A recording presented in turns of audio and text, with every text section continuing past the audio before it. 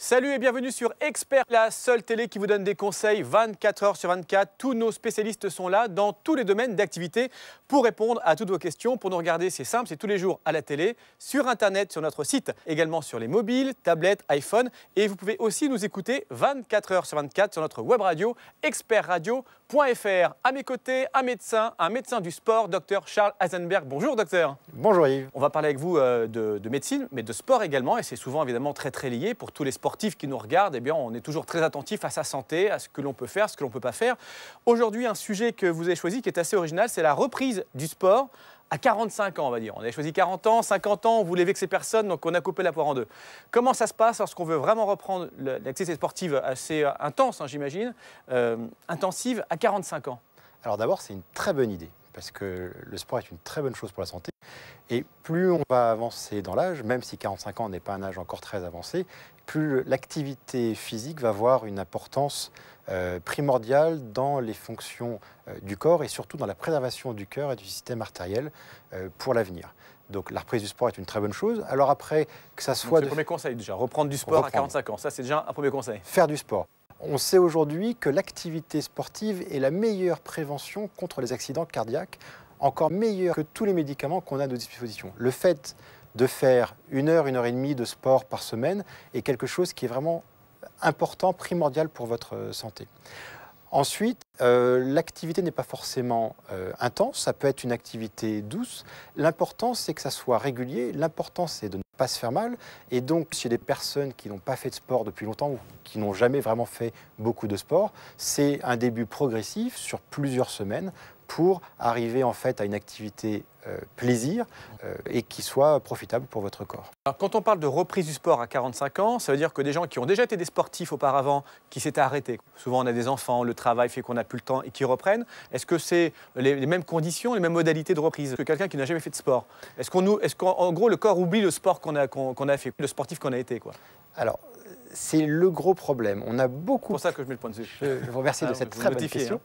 On a beaucoup plus de problèmes avec les gens qui ont été sportifs et qui reprennent qu'avec les gens qui n'ont pas été sportifs. Ah bon? Parce que dans l'esprit d'un ancien sportif, il est toujours sportif. Il a toujours son corps de 20 ans. Voilà.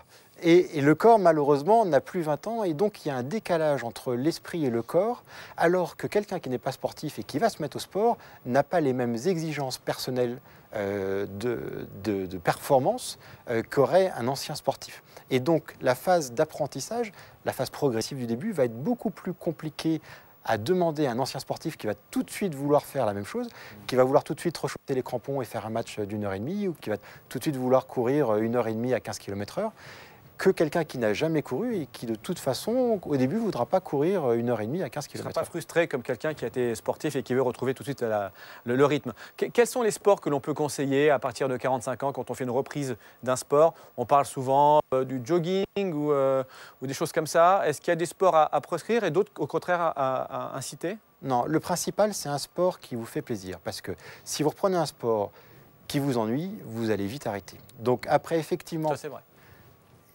Très souvent, vous avez repris le sport et vous avez arrêté. Ping-pong, j'ai arrêté là. 15 jours après. Ouais.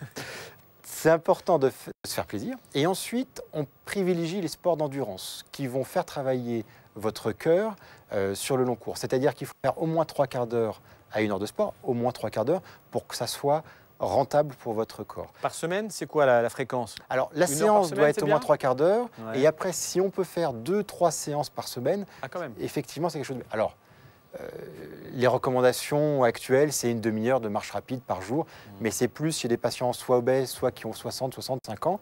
Et effectivement, plus on peut faire en quantité, mieux c'est. Alors, pas si vous faites 25 heures par semaine, hein, à petite dose. Ensuite, les sports, c'est plutôt les sports d'endurance, donc la course à pied, la natation, le vélo. Et après, si vous voulez faire un sport plus rapide, plus intense, un sport de raquette, un sport d'équipe, c'est aussi possible, mais en faisant attention aux phases d'échauffement, aux phases d'étirement à la fin des séances, et puis à une bonne hydratation pendant l'effort. Est-ce qu'il y a des sports qui sont dangereux à partir de 45, 50 ans? qu'il faut faire attention? On ne peut pas comme ça reprendre sans peut-être voir son médecin avant pour être sûr qu'on est apte? Alors d'abord, quel que soit le sport, c'est une bonne idée d'aller voir le médecin avant pour qu'il puisse vous examiner et être sûr qu'il n'y ait pas de problème justement cardiovasculaire, qu'il n'y ait pas de contre-indication à l'activité sportive. Ensuite, effectivement, on différencie les sports dynamiques où vous allez justement courir et les sports où vous n'allez pas bouger. Par exemple, l'exemple maximum, c'est l'haltérophilie où il y a un effort très intense sans mouvement. Et donc, on a aussi ça sur des sports de raquettes violents, type squash, où effectivement, il faut être sûr qu'il n'y ait pas de soucis cardiaques pour la reprise. Ensuite, vous pouvez pratiquer à 40, 50, 60 ans quasiment tous les sports, mais en vous mettant à votre niveau. À son rythme. Dernière question très rapidement qui nous a été envoyée par une personne qui nous regarde, puisque vous pouvez vous aussi que nous regarder poser vos questions. Qu'est-ce qu'on doit prendre comme boisson lorsqu'on fait du sport? Est-ce qu'une boisson est conseillée? Est-ce qu'il faut boire que de l'eau? Ou on peut prendre du coca ou une boisson gazeuse, énergisante ou du pinard? Je ne sais pas, poser la question, on ne sait jamais. Moins bonne question. Ça peut être très vite, mais pas dans le bon endroit, ça, oui. Alors, il faut boire, effectivement, c'est vraiment indispensable, surtout à partir de 40 ans, parce qu'il y a sinon une hydratation très importante des tissus, notamment des tendons. En dessous de 40 minutes, l'eau suffit.